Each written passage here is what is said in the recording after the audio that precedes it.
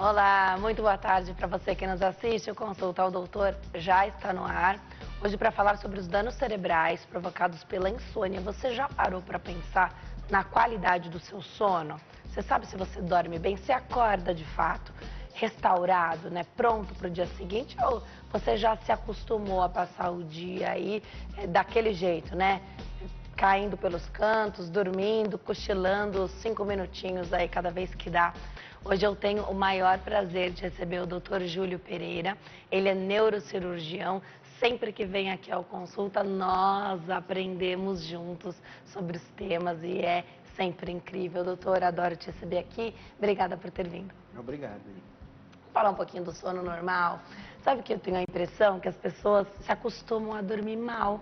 E aí você pergunta, elas dizem, durmo bem, sim. E os médicos de todas as especialidades hoje vêm perguntando bastante sobre o sono, né? O sono está sempre em pauta ali na anamnese, mas eu tenho a impressão de que algumas pessoas se acostumam a dormir mal. Será que é só uma impressão minha? É verdade, Denise. Assim, uma das coisas mais importantes da gente perceber é entender o funcionamento normal do nosso corpo, né? Eu assisto seu programa, então às vezes traz o cardiologista, ele fala como é normal. A gente já falou até só sobre o cérebro normal, só que o sono é uma coisa que a gente fala muito pouco, né? Então, o sono, se a gente olha todas as espécies dos outros animais, o sono faz parte do ciclo da vida e numa quantidade grande. Se a gente imaginar o ser humano durante 24 horas dorme 8 horas, é o recomendado, 1/3 das nossas vidas a gente vai estar dormindo, né? Mas por que a gente dorme? Isso pouca gente entende. Se as pessoas começam a entender o porquê a gente dorme, eles vão dar a real importância ao sono, né? Porque dá a impressão, a gente dorme porque está cansado. Não, o sono tem um papel importante, né? Então, qual é o papel do sono? Só para vocês compararem, né? A gente, ser humano, a gente falou 1/3, né? Alguns animais que caçam, que precisam de muita energia, eles dormem até metade do dia, como leão, tigre, né? Que vai no zoológico, às vezes vê sempre eles ali deitados, mas que eles dormem muito. Por quê? O sono tem um fator, para o ser humano, restaurador, muito importante. Tanto do cérebro, como do músculo, e ele tem um papel muito importante para a gente reter o nosso aprendizado e recuperar o cérebro de todas as funções que a gente ocorreu no dia a dia. Então, entendendo que o sono tem esse papel, a gente consegue aprofundar um pouquinho mais. Porque dentro do sono, quando a gente dorme, a gente consegue dividir, isso os neurofisiologistas, o pessoal que se especializa em sono, entender que existem várias fases do sono. E essa fase do sono, elas vão se repetindo algumas vezes durante a mesma noite que a gente está dormindo. Então, quando você corta o sono, ou tem o sono curto, ou tem o sono acorda, dorme, quando você está de plantão, né, a gente que é médico, alguma coisa, esse sono ele não é tão restaurador. A gente divide basicamente, a gente chama de sono REM e não REM. É um nome estranho porque vem em inglês, mas é do movimento rápido dos olhos, o termo REM, que basicamente é o sono mais profundo. Quando você desconecta completamente, você tem um sonho e você tem esse movimento rápido dos olhos. E ele é um curto período, nessas 8 horas que a gente está dormindo, mas ele é um dos períodos mais importantes para a capacidade de concentração, para a capacidade de retenção de memória. E uma das coisas mais importantes é se você perceber, ou a gente se perceber, quando a gente não dorme, a gente tem uma capacidade de concentração de informação pequena, a gente tem uma capacidade de pegar uma memória que a gente teve no dia anterior e utilizar novamente. Então, assim, o sono, e isso é o mais importante, se tiver uma coisa mais importante de a gente aprender hoje, é entender, mais até do que doença, que o sono tem um papel fundamental na vida da gente. E dentro desse contexto, aí a gente vai aprofundar um pouquinho nas doenças. Pai e mãe costumam dizer, dormir para crescer, dormir para aprender. É verdade isso mesmo. É verdade. E se a gente for perceber, no próprio ciclo da gente, ser humano, qual o período que a gente mais dorme? No período que a gente está mais aprendendo e mais ativo, que é na infância. Verdade. Tá. Tem muita gente na fase adulta, eu vou aqui abordar mais a questão da fase adulta, claro, porque varia mais. Denise, eu só durmo 4 horas, mas eu fico ótimo no dia seguinte. Tem como saber se durante essas 4 horas de sono, de repente, essa pessoa ficou nesse sono REM, que é o sono mais profundo, onde o estágio que a gente deve atingir, por um tempo longo, às vezes, tanto tempo quanto quem dorme 8 horas por noite? Existe sim. Uma das coisas mais importantes a gente entender na medicina, a gente usa um termo que a gente chama curva normal. O que é normal? Ninguém é igual ao outro. Então, o termo 8 horas é uma forma dos médicos simplificarem para dizer que, na média, 8 horas é necessário. Tem pessoas que 8 horas não basta, que tem que dormir às 8 horas e ainda tirar um cochilinho, né, da tarde. Tem gente que precisa de 10 horas. Então, assim, o ser humano tem uma variação. E tem pessoas que precisam de menos. Então, o fator mais importante é o sono, a pessoa se sente recuperada. Então, pode ter pessoas ser 6 horas, 7 horas. 4, 3 é mais difícil, né? Mas, na média, a gente fala de 8, mas vai ter pessoas um pouquinho a mais, um pouquinho a menos. Qual o fator mais importante? Como ela se sente. Então, se ela se sente bem, se sente recuperada, fica ativa durante o outro dia completamente, isso a gente considera um sono restaurador. A pessoa fala assim, eu durmo muito bem. Onde eu encosto, eu durmo. Também não está certo, ou tá? Não está certo. Porque o que é que acontece? O ser humano, a gente tem nosso ciclo diário. O ciclo diário prevê dormir à noite e durante o dia a gente está despertado. Eu sou neurocirurgião, né? A gente sabe que a gente perde noite trabalhando e tal, e outros profissionais também trabalham à noite, mas a gente tem que entender, isso não é sadio, isso não é o ideal. Eu até brinco com os pacientes, quando a gente fala de sono, né? Tem um mundo ideal, mas obviamente você teve um filhinho pequeno, vai cortar seu sono e vai ter consequências disso. Então, se você entende a necessidade de dormir, você começa a se respeitar mais. A gente sabe que quem tem privação de sono, principalmente a mulher quando está nessa fase de filhinho pequeno, aumenta a depressão, aumenta a ansiedade, ela fica mais irritada durante o dia. Além do estresse de ter o filho, ela está perdendo noite. Quem trabalha à noite também, tanto que já tem trabalhos mostrando, que é bem curioso, que a reação e o reflexo de quem não dormiu bem à noite, né, ou perdeu a noite, e alguém que bebeu, às vezes é semelhante, né? Obviamente que a lei não pune isso, né? Mas a gente mesmo percebe. Quando a gente não dorme, a gente fica mais lento. A hora de dormir faz diferença? Porque, eu durmo muitas horas, alguém pode dizer, mas eu durmo 2 da manhã. Quem tem essa oportunidade. O ideal é mesmo, porque aí você vai dormir mais horas quando já está claro, né? Perfeito. O que é que eu costumo dizer? O ser humano tem a média. O ideal, a noite foi feita para dormir. Todos os seres, se a gente olhar eles na natureza, eles fazem isso. Os caçadores, os outros, à noite eles dormem. Então, o ideal é dormir à noite. Obviamente, tem pessoas, como eu mesmo, que são mais noturnas. Então, elas têm um funcionamento melhor à noite, mas elas vão precisar de um sono que vai ser do período da noite. É muito difícil imaginar que alguém, como eu falei, que trabalha à noite, troca o dia pela noite e dorme durante o dia, e isso vai ter o funcionamento normal do corpo. Não estou dizendo que é impossível, mas normalmente a gente foi feito para ter esse ciclo. Pode dormir um pouquinho mais tarde, ter uma rotina dele, tudo bem. Mas quando você inverte, isso pode ter algumas consequências. Inclusive, nosso corpo produz uma série de substâncias, melatonina e outros, né, que eles são necessários utilizar esse ciclo circadiano. Então, eu gosto de dizer assim, nosso corpo é a máquina perfeita, né? Então, as doenças, geralmente, ou por uma tendência genética da pessoa, ou por algum comportamento inadequado, que pode prejudicar esse sono. Então, um sono bom é um sono numa hora adequada, na quantidade que te faz ficar revigorado, que você não fica durante o dia, encostou, dormiu, mas tem o cochilo pós-almoço. E eu acredito que tenha uma explicação por que dá sono depois do almoço, Isso, né? Perfeito. Como eu falei, o sono ele tem um papel restaurador. Então, na hora que você se alimenta, principalmente a gente, né, brasileiro e latino, tem a principal refeição, a do almoço, né? Então, realmente, você necessita muito do seu corpo, aumenta a glicose, aumenta uma série de coisas, e uma das coisas que a gente tem é esse período que a gente chama pós-prandial, um pouco mais sonolento, que vai de pessoa para pessoa. Tem pessoa que dorme, tem pessoa que descansa um pouquinho, né? Mas, obviamente, que esse período, ele vai se encaixar dentro daquele tempo que a gente diz de sono necessário, que são as 8 horas por dia. Tá. Você falou do trabalho de madrugada, né? E aqui já recebi algumas perguntas nesse sentido. Não é o ideal, mas às vezes é o que dá para fazer ali a vida da pessoa, né? Às vezes por uma fase, Perfeito. Às vezes porque, né, é daquele jeito há muito tempo, a pessoa já se acostumou. Tem como ser menos danoso para a vida, para a rotina, para o cérebro, esse turno da madrugada? Perfeito. Eu costumo dizer que o ideal é não ter, mas às vezes não tem jeito. Como eu sou neurocirurgião, me chama, eu vou ter que operar, gostando ou não gostando, né? Faz parte do meu trabalho, né? Então, assim, o que eu costumo dizer é assim, você tem que se organizar para a tua disciplina, que você cumpra as 8 horas de sono, ou próximo isso, porque o mais arriscado é que às vezes você perde a noite. Vou dar exemplo do meu trabalho mesmo, né? Envolve adrenalina. Então, eu posso estar dormindo, me chama, eu vou fazer uma cirurgia. Eu não saio da cirurgia com sono. Então, por mais que tenha acabado tudo, eu chego em casa, eu tomo banho, eu já não vou conseguir dormir. Então, eu tenho que fazer uma organização para que no outro dia eu tenha um descanso que possa, um horário de descanso, para que eu possa me recuperar. Então, o costume, eu gosto de dar o meu exemplo para você entender e você se colocar no seu trabalho. Senão, você não vai cumprir suas atividades de forma adequada, com a atenção necessária no outro dia.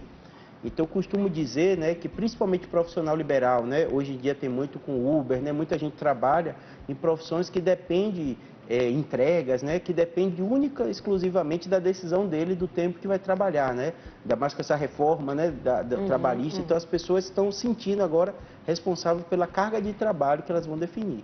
E eu costumo dizer o seguinte, por mais que o dinheiro, né, haja necessidade, você tem que se organizar, por quê? Se você começa a privar seu sono, a conta vem, né?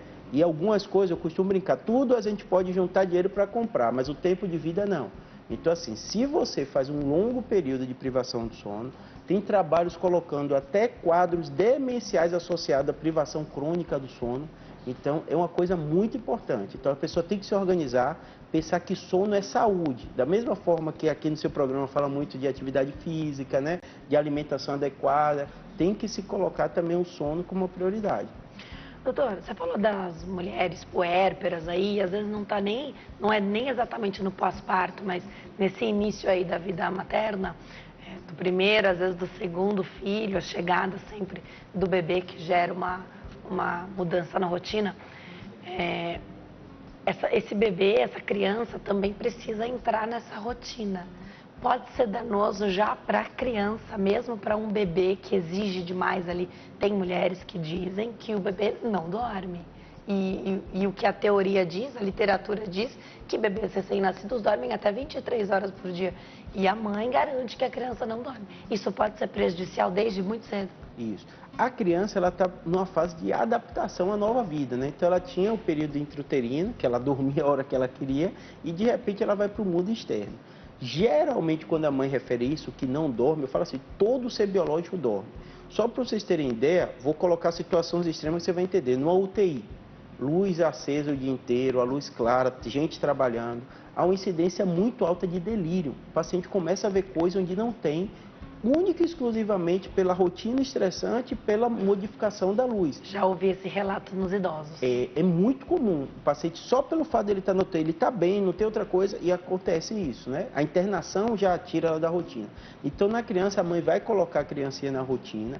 De um modo geral, a criança, o sono geralmente é irregular, então às vezes é aquilo que o pessoal brinca, come, dorme e troca a fralda, né? Vai ficar nesse ciclo, né? Mas normalmente a criança vai pegar, cada um no seu ritmo. Tem umas que demoram mais, outra menos, né? Mas normalmente a criança vai regular. O problema é a gente que está convivendo e modificou toda a rotina. Então, a mãe fica irritada, o pai fica irritado, né? Justamente por essa privação do sono. Há possibilidade de recuperar uma noite de sono perdida? Isso. Uma pergunta muito comum que as pessoas falam é a seguinte, durante a semana eu tenho que trabalhar tanto, mas no final de semana eu tiro para dormir. Não recupera. Nosso corpo, ele é uma máquina organizada por ciclos, né? Então, a gente tem nosso ciclo diário, né? Então, não adianta você imaginar que todo dia você vai dormir 2 horas e vai dormir 24 horas, estou dando exemplo, no final de semana e vai recuperar. Obviamente que esse sono maior pode ajudar um pouquinho, mas o ideal é que você organize sua vida para que você tenha uma rotina que o sono seja respeitado. Perfeito. Pergunta da telespectadora, já fala aqui sobre insônia. Como é que você diagnostica esse problema? E ela diz aqui que tem insônia e tem sofrido ultimamente de perda de memória. Pergunta se tem a ver a privação de sono com perder memória. Perfeito. Vamos dizer algumas doenças para você entender que ela às vezes está associada, né? Tem 3 problemas que no Brasil a gente se destaca muito, né? Primeiro problema, depressão, um dos países que maior incidência tem que depressão, quase 4, 5% da população, e o outro, transtorno de ansiedade, né, que é o TAG, a sigla que a gente usa, né, transtorno de ansiedade generalizado. O Brasil tem quase 10% da população com transtorno de ansiedade generalizado. O que acontece? Essas pessoas, elas vão para a cama e a cabeça não para. Então, começa a pensar, começa a fazer uma série de coisas que acabam atrapalhando o sono, né? Junto com isso, tem a questão comportamental. Vou dar um exemplo clássico com os adolescentes, né, os jovens. ou nessa geração de assistir séries, né, fazer maratona. Então a pessoa está na frente de uma tela que a luz está elevada, está concentrado, está ansioso o que vai acontecer com aquele filme e ela realmente perde o sono. Então, normalmente, o exemplo que ela está dando, ela vai ter que observar o que é que está acontecendo que eu não estou dormindo. Isso a gente chama comportamentos também de higiene do sono. Então, às vezes, quando você conversa, principalmente o neurologista, ou já tem hoje um especializado, um médico que se especializa só no sono, tem clínicas que lidam só com isso, vai justamente fazer a pergunta. Eu faço também isso no meu consultório, para os pacientes da gente, às vezes tem tumor, eles estão melhorando, ou familiar, e de repente o problema dele é o sono, né? Então, o que é que a gente pergunta, né? Como é que está sendo essa rotina do sono? Às vezes você percebe que a pessoa está com transtorno de ansiedade, o paciente está com a depressão, e você tem que tratar a doença base para o sono voltar, né? E o último caso que também é comum, tem pessoas que criam dependência do uso das medicações. O Brasil é o segundo maior consumidor dos remédios para dormir, que na verdade passa de uma vizinha para amiga, né? Aí um compra, meu médico passa a receita azul e começa a usar. E eu digo que o brasileiro é muito prático, né? Se tem um remédio que ele toma e ele dorme, ele vai tomar e vai dormir. E ele acha que está compensando. Mas na verdade ele às vezes não vai na causa do problema. E o remédio, ele é tão comum aqui no Brasil porque ele funciona, né? O paciente, não, mas eu tomo e durmo, claro, né? Tem uma evidência que isso. O problema é o uso crônico, né? Que a gente tem uma série de dúvidas e questionamentos sobre o uso crônico, né? E principalmente, né, eu digo, para dizer os nomes, né, os diazepams e outros, que é super corriqueiro as pessoas falarem, além do uso crônico, a dependência química e emocional que o paciente tem. Então, ele imagina que ele não vai conseguir dormir se ele não tomar. E, às vezes, a gente vendo pessoas cada vez mais jovens, né? Às vezes, chega no consultório de 20, 30 anos de idade, a pessoa tem um quadro de dor, encontra um cisto. Quando você vai conversar com ela, ela tem uma dor de cabeça, acha que é o cisto ou alguma tumoração pequena que eu achei que justifica. E quando você vai ver, que ela deu exemplo também da dor de cabeça, a pessoa tem um sono totalmente desregulado. E, realmente, no outro dia, ela tem dor de cabeça. Você falou da dor de cabeça, essa dor de cabeça que acompanha a pessoa durante o dia todo. Ela fala, não pode ser por causa do sono, porque senão teria passado logo no primeiro período, aí pela manhã. Pode estar relacionado à falta de sono? Pode sim. Quando a gente estuda a dor de cabeça, né, as enxaquecas, tem sempre os gatilhos. Os principais gatilhos, além da ansiedade, da alimentação, inclui a privação do sono. Então, às vezes, o paciente identifica claramente, na noite que eu não durmo, vem a dor de cabeça. Eu, por exemplo, né, como eu falei, eu sou neurocirurgião e tal, se eu não tiver o meu sono bem reguladinho, eu tenho raramente enxaqueca, mas ela ataca. Então, para mim, é muito sono. Então, realmente é de pessoa para pessoa, mas ela tem que observar que o sono é um dos principais fatores. Trata diferente quem tem insônia, mas, por exemplo, não exerce uma atividade que exija atenção, por exemplo, não é um motorista, não é um médico, um neurocirurgião, alguém que, além de estar acordado, precisa prestar uma atenção ali, que você está com a vida de alguém nas mãos ou dentro do seu carro, né? Não é brincadeira, não é simplesmente, depois eu tenho que viver o outro dia inteiro. Não, é trabalhar com atenção, né? Trata diferente esses grupos. Isso, sem dúvida, assim. Tem pessoas que elas informam que está comprometendo claramente o trabalho dele, envolvendo riscos, né? Você deu exemplo, é muito comum também com caminhoneiros, né? Eles usam até de substâncias para evitar o sono, mas isso tudo tira atenção. Então, tem pessoas que realmente você tem que ser mais incisiva em dizer a consequência que isso vai estar. A gente imagina só essas profissões, né? Motorista, médico e tal, mas se você for ver no dia a dia do seu trabalho, se você não tem um sono, seu rendimento cai. Então, tem pacientes que falam assim, minha memória foi boa, eu sempre trabalhei muito bem, eu tenho alguns pacientes que são bem clássicos isso, que eles às vezes procuram a gente por uma dor lombar, por uma hérnia, e quando você vai conversar com eles, eles têm dor crônica, eles têm um incômodo muito grande, e às vezes tem a insônia como base. E eu às vezes mando para o especialista, tem hoje em dia até testes que a gente faz, um dos mais importantes que a gente chama é a polissonografia, que você simula. O paciente vai para a clínica, né, ou vai para o hospital, vai deitar e vai ficar toda monitorizada durante o sono. Porque além dessas causas, existem causas, às vezes, anatômicas que fazem a pessoa não dormir. Às vezes a pessoa tem obstrução das vias aéreas, porque ela deita, cai a parte do palato, ela ronca, quem ronca às vezes tem isso, e a oxigenação dela modifica durante o sono. Então ela desperta porque o corpo reage, você tem que fazer alguma coisa, senão essa pessoa pode até morrer por hipoxemia, né? E o corpo desperta ela. Aí ela acorda, não sabe o que aconteceu e aí dorme novamente. Quando você faz a monitorização, tem pacientes que caem em saturações de forma assustadora. E antigamente a gente achava que o ronco ou a apneia do sono era algo benigno, hoje a gente sabe que tem a relação até com morte súbita. Então, doenças cardiovasculares podem ocasionar por alguns problemas no sono. Você falou desse exame da polissonografia, eu vou me preparar para dar um recado, doutor, enquanto eu chego até lá. Quem é que precisa fazer esse exame? Isso. Em primeiro lugar, se você tem uma dificuldade para dormir, você deve procurar o médico. Qual médico? O generalista. O generalista ele vai te informar, vai explicar essa higiene do sono, como você vai se comportar. E a partir desse momento que ele identifica que tem alguma anormalidade, ele pode sugerir a polissonografia, ele pode sugerir uma consulta com o neuro, né? E a partir desse momento, caso ele indique, você faz. Então, basicamente, identificou que tem um problema do sono, procura o especialista e a partir daí, ele que vai direcionar se vai ser necessário e quais exames. Já já eu volto para saber mais. Vem comigo. Volto para a entrevista com o Dr. Júlio Pereira. Ele é médico neurocirurgião. A gente fala aqui sobre a importância do sono e como a insônia pode provocar danos cerebrais. Vamos lá, doutor. Você falou da polissonografia. Esse exame traz um retrato fiel do sono, porque você não faz em casa, faz em outro lugar, um ambiente que já é diferente. Você pode ter problemas com relação ao resultado? Pode. Todo exame ele tem uma sensibilidade, não é perfeito, né? Mas assim, o que a polissonografia traz que realmente tem que ser num ambiente diferente, né?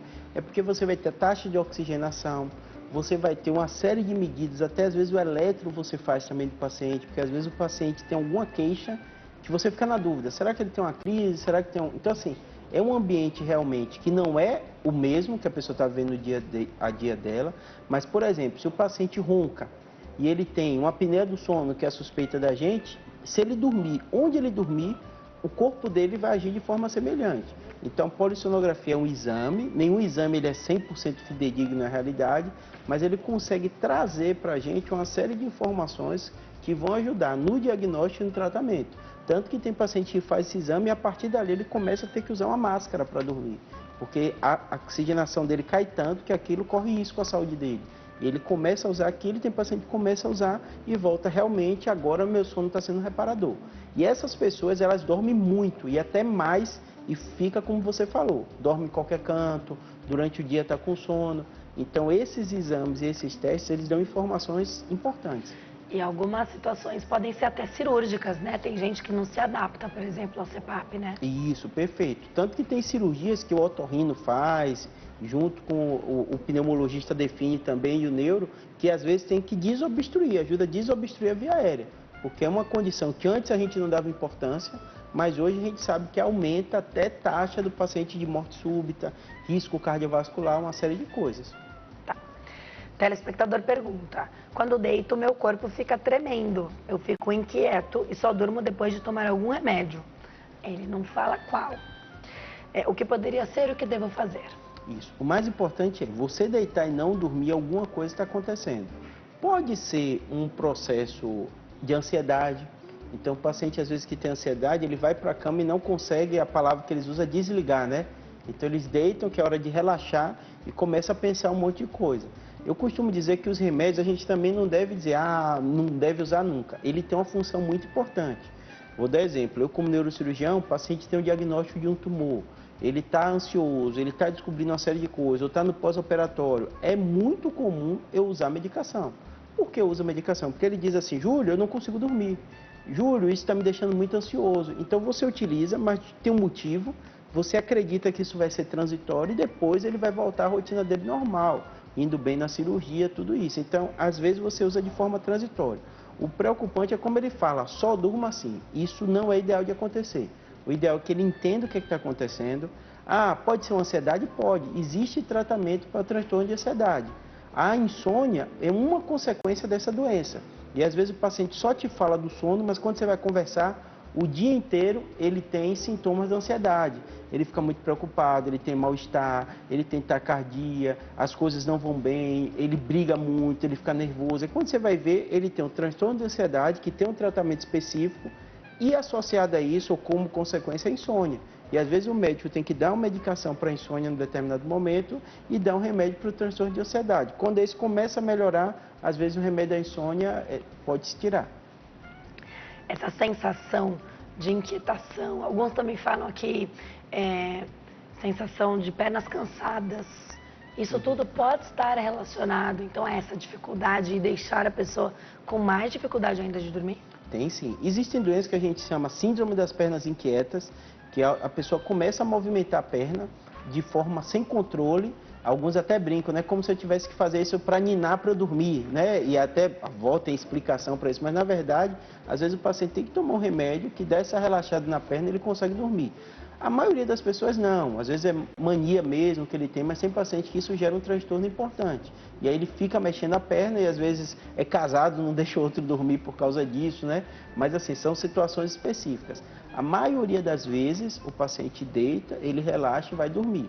Quem é muito ansioso, às vezes fica virando em cima da cama, mas, como eu falei, às vezes tem outras doenças de base que estão atrapalhando o sono. Você falou dos remédios. Eu não consigo entender como que um remédio controlado consegue ser adquirido facilmente. Você falou das receitas, né? Mas para você ter a receita, você tem que ter um médico para te dar essa receita. Você passa essa informação, né? O vizinho tomou, achou bom, o primo, a amiga.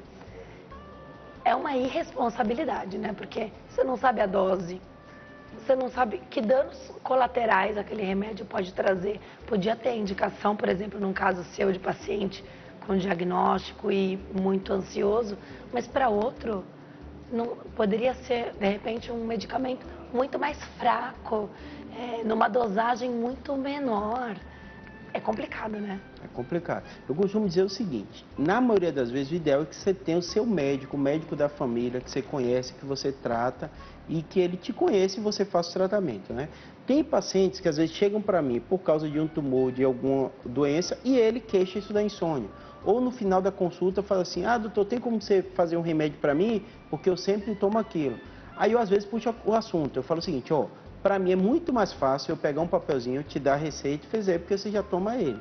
Mas você quer entender as consequências disso, quer entender por que isso está acontecendo, ele assusta, né? Porque eu até costumo falar, né? A medicina ultra especializada de um monte de gente, às vezes o paciente não tem um médico que conheça ele.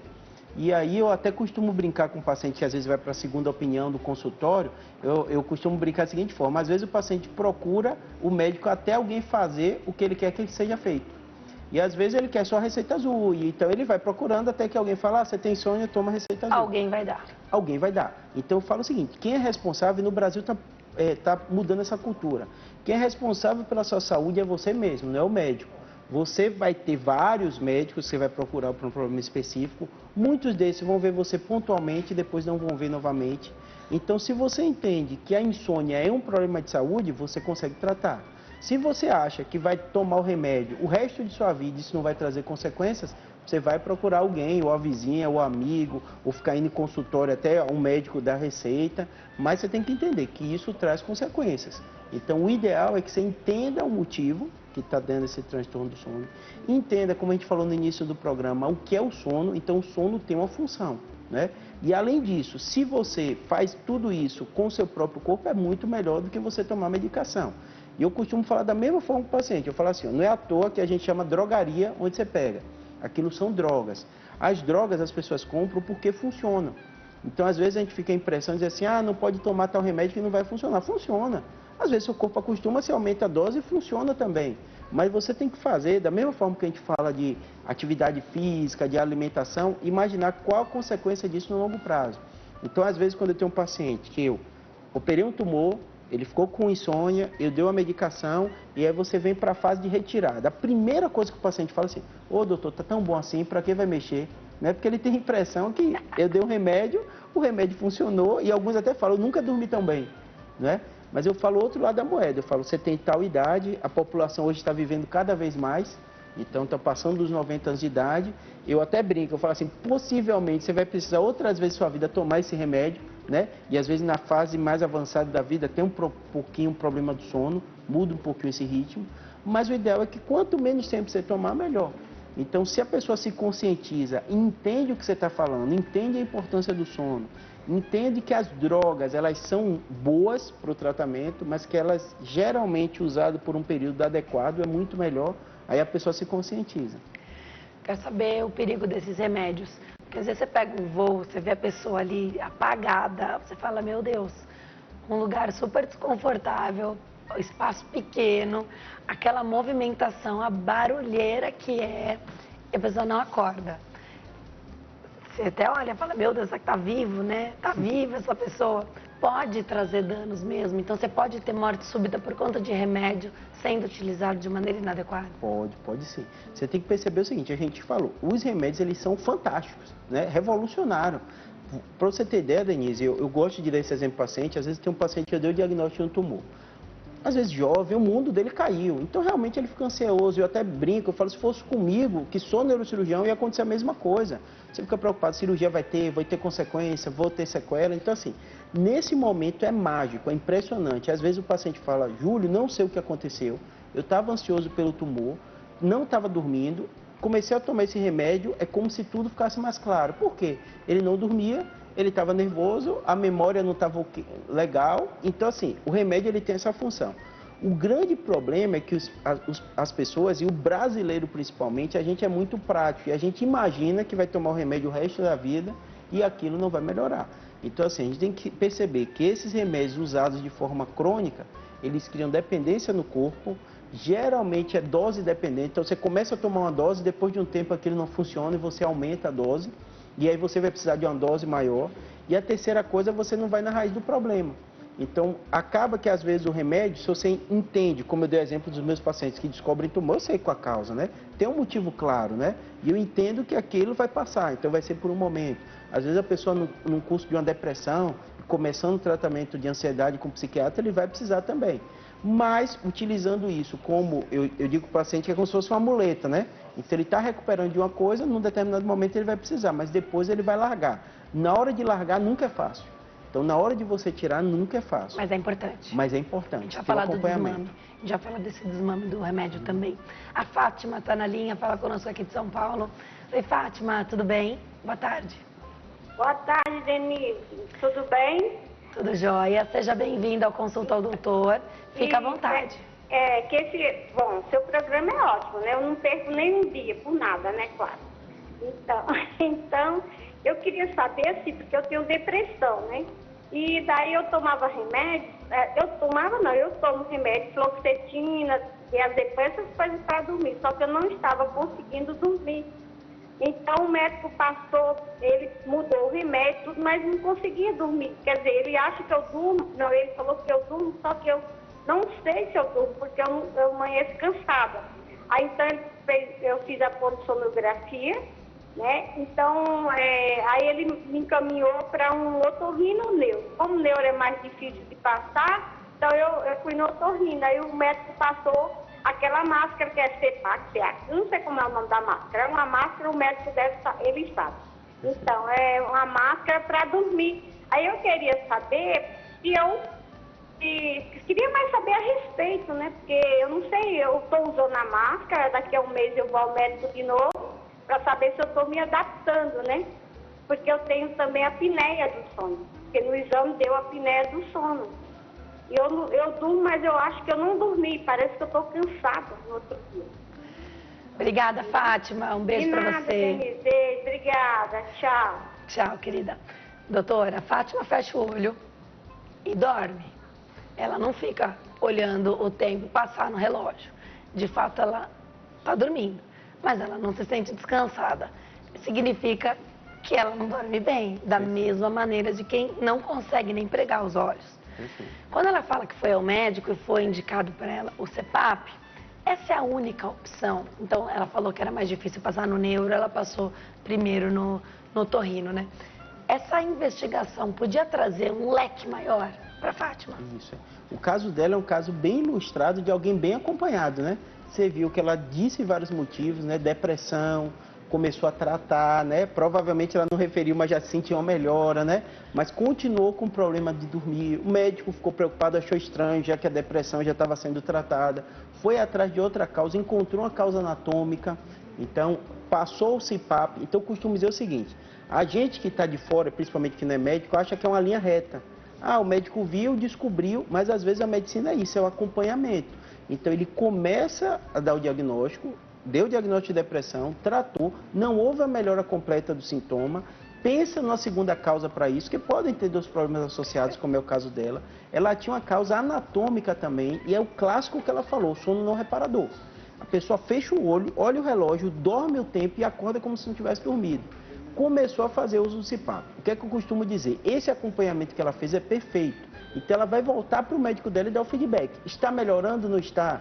Ele vai precisar aumentar o fluxo? Não vai. Vai precisar modificar o remédio? Não vai. Então, assim, muita coisa na medicina, eu digo que essa relação médico-paciente é a tentativa.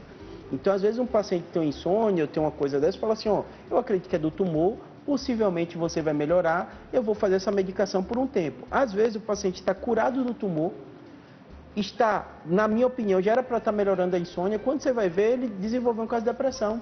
Ele nunca se imaginou doente, mesmo a doença sendo resolvida, ele fica com a sensação de impotência, né? Que a vida dele estava toda planejada, só o fato dele ter o tumor mudou uma série de planejamentos. Então, assim, o caso dela, eu acho que é basicamente ela voltar para o otorrino, conversar com ele direitinho, ver como está essa melhora e ele pode fazer outros testes com ela. Pode ser que ela resolva lá aquele primeiro problema também, né? Com certeza. Dormindo melhor. Dormindo melhor, a depressão. Acha o melhor caminho. Perfeito. Legal. A telespectadora perguntou do desmame do remédio. E a gente ia falar exatamente sobre isso. Perfeito. Importante porque não basta, e isso é um relato que eu recebi certa vez. Perfeito. Não basta ter o remédio daquela noite para a pessoa dormir.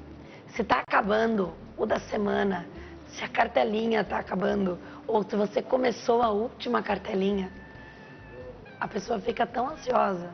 Será que ela vai ter a próxima? Será que ela vai encontrar aquele mesmo remédio na farmácia? Às vezes fica em falta em algumas farmácias. É um apelo, uma coisa tão emocional, tão psicológica, também está relacionada. Ela não sabe mais se ela dorme sem o remédio, mas ela pode dormir. Isso, perfeito. A gente tem que perceber 2 coisas. Número 1 é uma coisa química, né?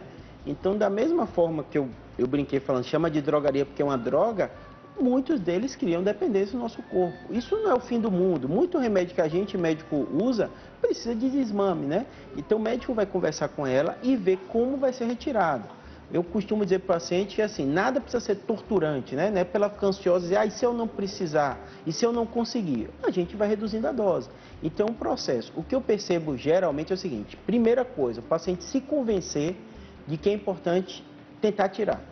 Número 2, entender que é um processo. Então, o médico não vai dizer, tire e não te dou mais receita. Ele vai conversar. Tanto que eu tenho pacientes que, às vezes, foram desmamados também. Eu dou a receita e fica seguro em casa um pouquinho, porque às vezes você vai ter um momento de ansiedade, tudo isso. Você deu exemplo de viagem, né, que eu nem respondi antes, mas às vezes tem pessoas que num momento pontual precisa. Às vezes tem pessoas, como eu falei, né, que eu estou acompanhando, está com história de tumor, estou tratando familiar, de repente chegam os outros familiares com transtorno de ansiedade, né, e aí eu encaminho, né. Então, assim, é importante você entender isso. Se você foca que seu objetivo é tirar, se controlar, ótimo. Se reduzir a dose, ótimo. Se ficar sem, é o ideal. Então, assim, não existe caminho perfeito. O ideal é você ter esse médico, geralmente o generalista inicialmente, no caso dela, né, que perguntou anteriormente, o psiquiatra, e ele vai fazendo esse manejo. Mas não é nada para você se torturar, não é um remédio que você tomar já era, você vai morrer com isso. Não. Tudo com calma, mas você entender que o ideal é ficar sem. Doses menores. Então, o médico, por exemplo, disse que podia tomar um comprimido. Tem perfis de paciente, né? Tem perfil paciente que adora remédio, tem outros que preferem tomar menos. E até reduzem sem orientação. Esse de dormir, tudo bem? Ah, tomei meio, tomei 1/4 do remédio. Isso. Eu, geralmente, para os pacientes que eu estou acompanhando, que eu passei, eu dou uma série de variações que eles podem fazer. Então, assim, geralmente o paciente fica ansioso, que é aquela grande frase, o médico não quis me dar receita, né? Eu até brinco, eu falo, não é que não quis dar, você vai sair, mas o ideal é ficar sem. E aí você conversa com o paciente para ele fazer intercalado. Ah, você está tomando quanto? Está tomando meio? Está dormindo direitinho? Sim.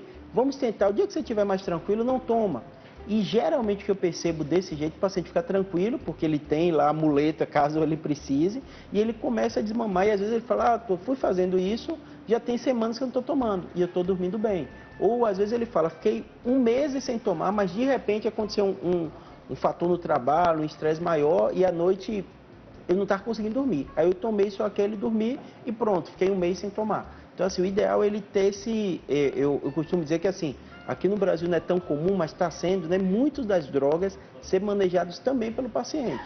O médico explica como pode ser usado, caso seja necessário, e aí o paciente, assim como na dor é comum, né, você está com dor, você toma, você não está, você não toma, a mesma coisa pode ser feita.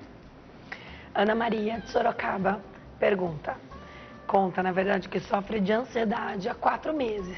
Aí eu entendi que ela teve um diagnóstico aqui. Perfeito. Não consegue dormir direito, o que fazer? Isso. Primeiro, se teve o diagnóstico, conversar com o médico que deu o diagnóstico.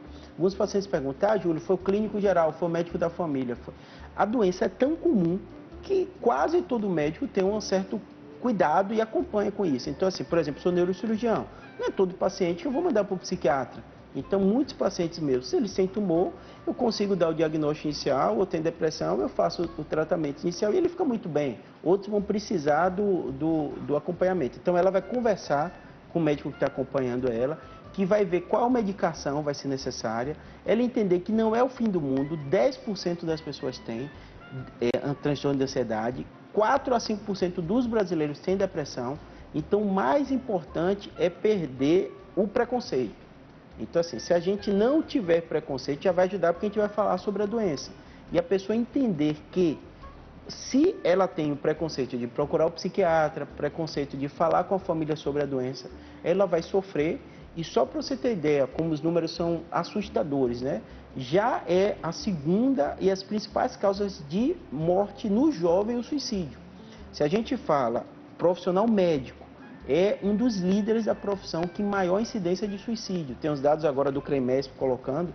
Então, assim, você imagina, um médico que entende, que fala da doença, às vezes ele não percebe que o corpo dele pode ser por insônia, pode ser por excesso de trabalho, pode ser por pressão da própria profissão de lidar com a vida de alguém, né? Então, eu digo que, estatisticamente, estatística brasileira, né? O médico, o policial militar, o executivo, né? Pessoas que estão sobre o estresse crônico, eles têm alta incidência de ansiedade e depressão e muitas vezes eles não percebem ou não acham que podem falar sobre o tema e acabam tendo a consequência mais grave, né? Que vão às vezes por suicídio pela falta de diálogo sobre o tema e de tratamento também. Você fala do médico, né? Hoje tem muito isso de cuidar de quem cuida, né? Isso. Essa questão do autocuidado do médico com ele mesmo. Perfeito. Né? De cuidar da sua saúde, para que o paciente também tenha esse reflexo do médico. Com certeza. Dizem que nós somos o reflexo do médico que cuida da gente também. Perfeito, né?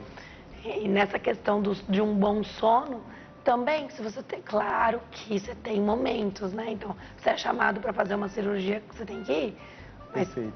aí você maneja a sua rotina do dia seguinte. Para descansar um pouquinho mais. Isso é sensacional, porque você dá o seu exemplo, né? Isso é. E é essa mudança que a gente está acontecendo no Brasil e no mundo como um todo, né? Que cada vez o profissional está sendo mais dono do seu tempo, né? A gente está conversando no intervalo, né? Desde Uber que a gente vê, né? Entrega de alimentos e outras profissões que antes não existiam, elas estão se popularizando. Porque são pessoas que elas vão organizar e vão vender a hora de trabalho dela. Então, isso já acontece com o médico, né? E outras, às vezes o policial militar para completar a renda trabalha com segurança, né? Outras coisas assim desse tipo. Então tem que ter um cuidado muito grande com o sono, entender que é uma coisa física, porque de um modo geral, quando a pessoa tem essa relação do trabalho, quanto mais trabalha, mais ganha, ela às vezes perde a noção do tempo e a necessidade do descanso do corpo, e entender que não é à toa que o ser humano necessita de 1/3 do seu tempo de vida dormindo, porque o sono é restaurador. Então, eu falei do delírio, depressão, transtorno de ansiedade. Muitos desses podem ter a causa inicial com o sono não adequado. Então, por isso que a gente tem que cuidar muito bem da higiene do sono.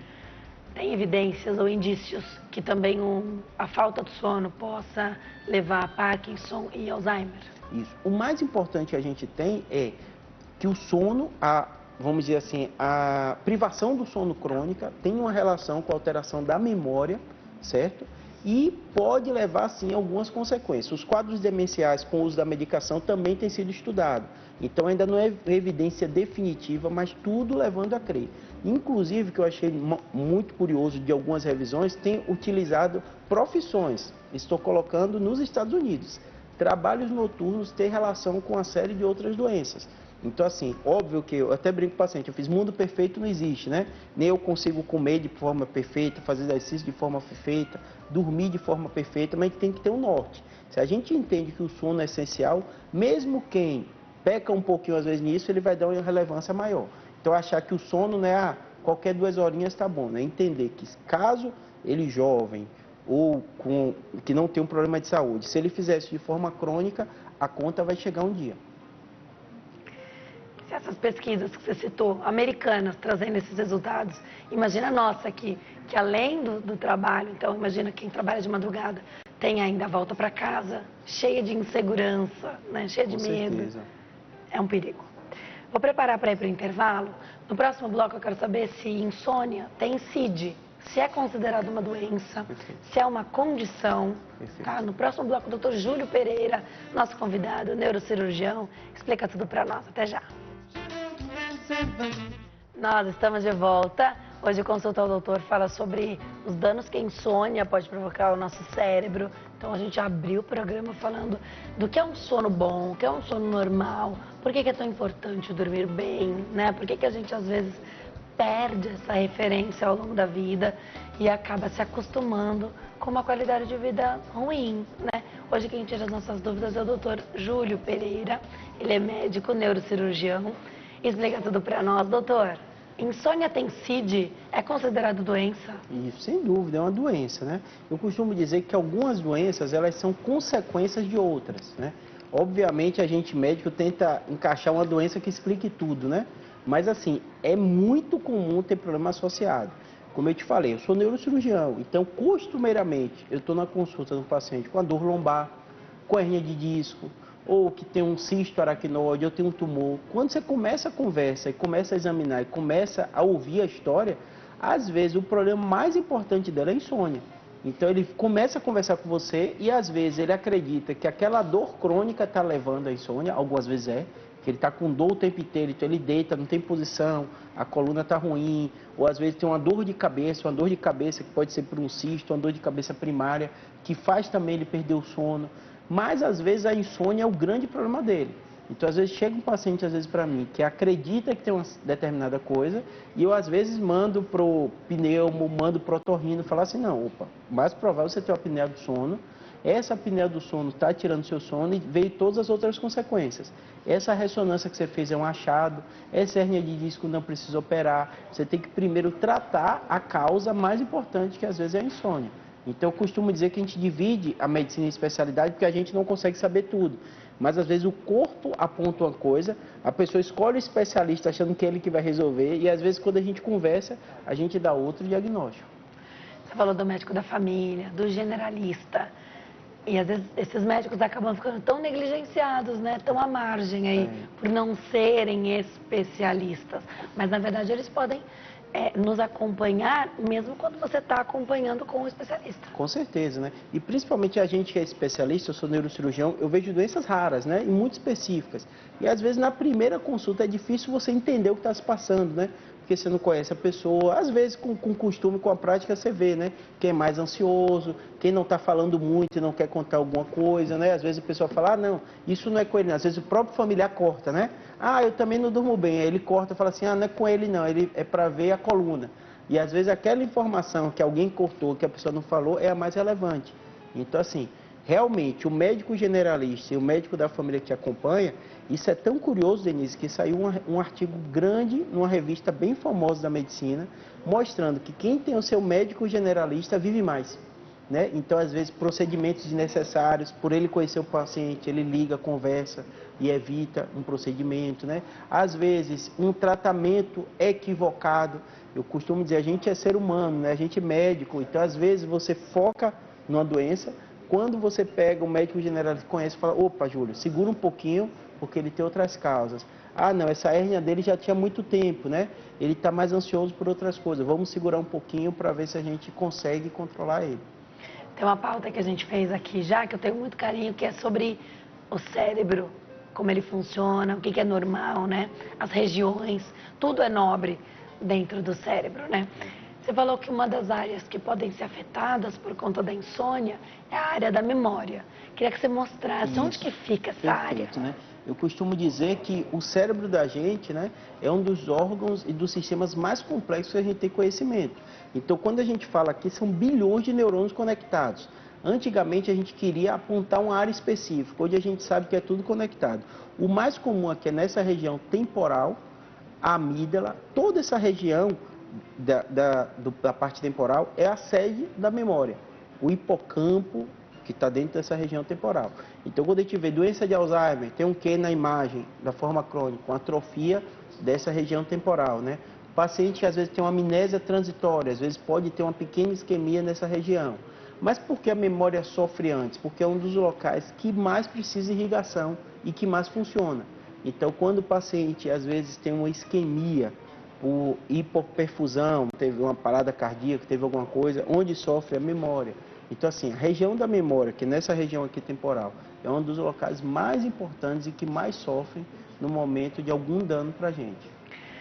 Eu vou me preparar para dar um recado. Enquanto eu chego até lá, eu vou levar alguns dos meninos, então não vai dar para mostrar mais nada. Perfeito. Mas depois eu volto, você fala pra gente. Eu quero saber se a parte motora pode ficar comprometida de quem não dorme bem. E aí, duas questões. Uma é quem não dormiu bem numa situação bem esporádica. Eu perdi uma noite de sono, mas foi por sem cuidar de alguém, bem pontual. Alguém que dorme bem o restante da vida. Só nessa vez aí que não dormiu tão bem. Ou não conseguiu dormir nada, nem pregar os olhos. E se a parte motora pode ficar prejudicada quando você tem isso crônico, né? Então, realmente, uma insônia. Explica pra gente, por favor. Mais importante que o ser humano é a adaptação, né? Então, obviamente, na nossa vida, a gente vai ter fases, né? Eu dei exemplo de um bebê, dei exemplo do meu trabalho também, que às vezes perde noite. Mas o mais importante que a gente tem que cuidar é a nossa rotina. Então, o mais importante é que durante sua vida você tenha a rotina de controle e da higiene do sono. Nossa vida não é perfeita, obviamente a gente tem fases da vida, mas você tem que entender e ter um foco como aquilo. A parte motora geralmente é comprometida da mesma forma que a atenção e a memória. Então, se você não dormiu, seu reflexo é diminuído e, obviamente, você vai ter outras consequências. Fraqueza, uma série de coisas é mais raro, mas o mais comum é a pessoa se sentir cansaço como um todo e realmente os reflexos estarem diminuídos, Elisa. Já eu volto para saber mais. Vou voltar a conversar com o doutor. Sentir vertigem, doutor, enjoos durante o dia também podem ser consequências da insônia? Isso, perfeito, Denise. O equilíbrio, ele tem uma relação muito grande com a ansiedade. Então, não é incomum, as pessoas às vezes perguntam, e é verdade, né? Existem algumas tonturas relacionadas à ansiedade.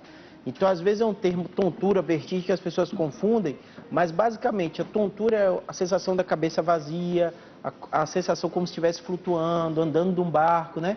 Quem perdeu noite sabe, né? A sensação que a gente tem é isso, né? Como se estivesse fora de si, meio lerdo, né? Meio que o chão não tivesse igual. Então, assim, a tontura relacionada com ansiedade é muito comum. E, realmente, os distúrbios do equilíbrio, eles podem estar associados com diversas doenças. Então, eu falei da parte motora, a gente já falou dos reflexos, da parte da memória. O que mais pode ficar comprometido? Que danos cerebrais a gente pode ter, doutor? Isso. Primeira coisa a gente entender é que muita coisa a gente está aprendendo agora com os exames de imagem. A gente teve até um especial aqui só falando sobre ressonância, ressonância funcional. Então, o que acontecia? Antes, a gente só sabia do funcionamento do cérebro depois que a pessoa falecia e você estudava e via como o cérebro estava. Hoje, a gente já tem ressonância funcional que vê um cérebro em atividade. E a gente percebe que quando o paciente, né, há uma privação de sono, há uma série de estruturas que elas não ficam tão normais, ou tão vascularizadas, ou tão funcionais, quanto quem teve uma noite de sono que recuperou, né? Então, tanto que quando a gente fala hoje, né, na prática, né, para concurso, para estudo, uma das coisas que você tem que ter como prioridade é recuperar. Vou dar exemplo também, quem conversa com atleta, né, ou vai falar com atleta, ele vai te dizer claramente que o sono é tão importante como o treino dele. Por quê? Porque ele precisa desse tempo para o músculo recuperar e para o cérebro recuperar. Então, arte marcial, né? Uma série de coisas. Então, assim, o sono, vocês têm que entender que o que acontece? Quem perde noite, quem não dorme bem, vai ter o cérebro como um todo comprometido. Como você falou, né? A gente divide a memória, falou do equilíbrio, né? Mas o raciocínio lógico, a criatividade, a capacidade de resolver problema, tudo isso vai ter prejudicado. E se isso for feito de forma crônica, pode ter consequências ainda mais danosas. Repetindo, a vida da gente não é um mar de rosas, não é perfeitinha, né? Mas a gente tem que entender qual é o nosso objetivo. Então, todo mundo que está te assistindo, né? Quer esteja insônia ou quer não esteja insônia, tem que imaginar que há uma chance grande de, em algum momento da vida, você ter uma dificuldade para dormir. Quando isso acontecer, você tem que entender que existe uma causa. É porque eu estou estressado, é porque eu estou com ansiedade, é porque eu estou com depressão. Não, é um motivo transitório. E entender que você tem que tentar resolver aquele problema. Eu costumo dizer para os pacientes, eu até brinco, né, que às vezes o paciente vem com a queixa ou de dor de cabeça, ou está com cisto, ou está com insônia. Depois do problema resolvido, ele até some de você. Eu brinco que eu gosto quando o paciente some, porque significa que está indo tudo bem, né? Então, geralmente, tem um motivo. O grande problema para mim são as pessoas que não vão atrás do motivo. Elas acreditam que o remédio vai ser uma coisa mágica para ela e eles ficam com aquele problema crônico e formam aquela bola de neve e às vezes eles chegam num momento mais tardio com consequências que às vezes o médico nem consegue mais resolver. Eu vou preparar para dar um recado, doutor, enquanto eu chego até lá. É uma coisa nossa, é cultural, eu sei que você tem experiência no exterior também. É uma coisa mais nossa essa de querer deixar tudo por conta do remédio. Então, você tem um remédio, é melhor tomar o remédio do que mudar os hábitos, do que fazer atividade física. Eu sei que nada substitui, mas, por exemplo, vou citar aqui o exemplo do colesterol alto. Com uma reeducação alimentar, muitas pessoas poderiam não usar remédio, mas a maioria prefere tomar. É engraçado isso, né? É mais nosso mesmo? Explica pra gente. Isso. Assim, classicamente a gente brasileiro é muito prático, né? Então, quando a gente olha os indicadores, até de busca pela saúde, por tudo isso, o Brasil se destaca em algumas áreas, né? Então, o Brasil se destaca principalmente no uso dessas medicações. Então, assim, eu acho que não é só brasileiro, o americano também tem muito essa relação de consumo com a saúde, né? O europeu é um pouquinho diferente, mas tem que imaginar assim, o ser humano como um todo, a incidência de depressão e ansiedade é alta. E as pessoas costumam dizer, é uma coisa da nossa geração. Não é uma coisa de nossa geração. É uma coisa que sempre existiu, mas era muito pouco falado e pouco diagnosticado. Então, hoje a gente já diagnostica melhor. Então, eu costumo até brincar com o paciente. Estresse é uma coisa que sempre aconteceu na humanidade. Hoje a gente diagnostica e hoje a gente sabe como cuidar melhor, Denise. Já eu volto para saber mais. Vou voltar a conversar com o doutor Júlio. Doutor, você de vez em quando nas suas redes sociais, você pergunta, você interage com médicos, com pessoas que estão, de repente, estudando para ser neurocirurgiões, pessoal da área ali. Queria entender um pouquinho dessa importância, porque você, como especialista, se preocupa com a saúde global ali do paciente. Então, essa interação sua, ter pessoas que se espelhem em você na medicina, isso é muito bacana. Eu queria que você falasse um pouquinho. Isso aí. O que acontece? Eu brinco que existiu, a sociedade foi dividida em história e pré-história pela escrita, né? Então foi um marco, né? E eu costumo dizer que talvez a gente está vivendo um novo ciclo que é a internet, pré e pós-internet, né? Então eu acho que a informação na internet, que é o que seu programa você faz aqui, mas você faz no Instagram, faz no YouTube, né? As pessoas hoje elas têm uma quantidade gigantesca de informação, né? Isso é muito bom. Obviamente, às vezes se perde nas fake news também, que vão ter notícias boas e notícias ruins, mas geralmente as pessoas conseguem identificar, ver o seu programa, ver como seleciona convidados e acaba vendo, né? E aí eu percebo que às vezes na área profissional você tem uma dificuldade grande de encontrar.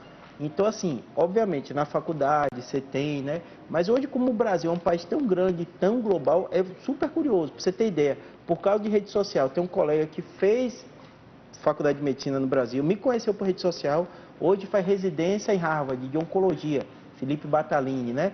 Então, a gente acaba fazendo um network, assim, assustador.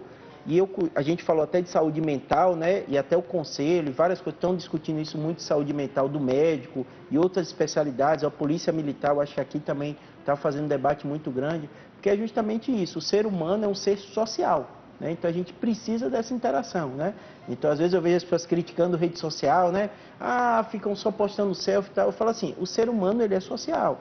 A sociedade fez com que nossa carga de trabalho e tudo fosse você ficasse um pouquinho individualizado e talvez essa rede social está trazendo às pessoas a vida normal, né? Que tem filho, que brinca, que sai, que passeia, né? Então eu gosto muito, realmente a rede social para mim é uma ferramenta importante, né? É uma ferramenta que faz a gente interagir e é uma ferramenta que torna a gente mais humano, né? É que nem que eu te acompanho também, né? Você está no dia a dia aqui na correria, todo dia na televisão, mas faz suas viagens, faz seu passeio, tem seu marido, tem sua família. Então, assim, eu acho que isso é que torna a gente mais próximo, né? Um dos outros. Muito legal. E é importante porque, de repente, você discute até um caso, né? Com a internet hoje, você tem essa possibilidade de estudar outras estratégias, não fica só em congressos. Com certeza. Hoje a gente consegue fazer, os médicos né, conseguem fazer isso mais. Eu acho que saúde está deixando de ser só do médico e ser da pessoa. Tanto que tem uma coisa que eu achei fantástica, um paciente me ensinou, é as comunidades de pacientes com patologias. Por exemplo, sou neurocirurgião, então eu só lido com doença rara. Então, por exemplo, se a gente fica gripado, a gente conhece todo mundo e conversa, né? Se você tem um filho, você conversa com a mãe que passou pela situação. Mas você descobre um tumor cerebral. Não tem, vou dar exemplo, na minha família nunca teve ninguém com tumor cerebral. Então a pessoa fica perdida. Então ela vai muito nessas comunidades e troca experiência. A gente está dando exemplo de insônia e falando de insônia. Eu brinco que duas coisas eu nunca senti na vida, que é falta de fome e falta de sono. Eu deito e durmo, né? Então, por mais que eu estude, que eu fale um pouquinho do tema, quem está convivendo com aquilo tem uma série de estratégias. E às vezes você percebe que o paciente trocando um com o outro, que não é nada de dano, não é passar remédio, mas conselhos práticos. Experiência. E isso realmente não está em livro nenhum, né? Então, realmente, essa relação entre pacientes com patologia, eu noto muito, eu tenho pacientes, às vezes, cadeirantes, que você não sabe o que aconteceu com a vida dele, né? Ele parou de andar, como é o dia a dia dele, né? Como é que ele chega aqui, como é que ele sai de transporte público? Eu sei falar da parte técnica, então eles se organizam e isso é fenomenal. Doutor, eu adoro te receber aqui. Eu vou passar os contatos, o tempo passa mesmo muito rápido. 0 operadora 11 9 9503 8838. Tem o 11 4200 2300 e o canal do YouTube, riquíssima informação. Neurocirurgia BR. Neurocirurgia BR, doutor. Bom fim de tarde, volte outras vezes. Adoro aprender com você. Obrigado. Obrigada a você que escolhe nos acompanhar e que confia no Consulta ao Doutor. Eu te vejo amanhã. Tchau.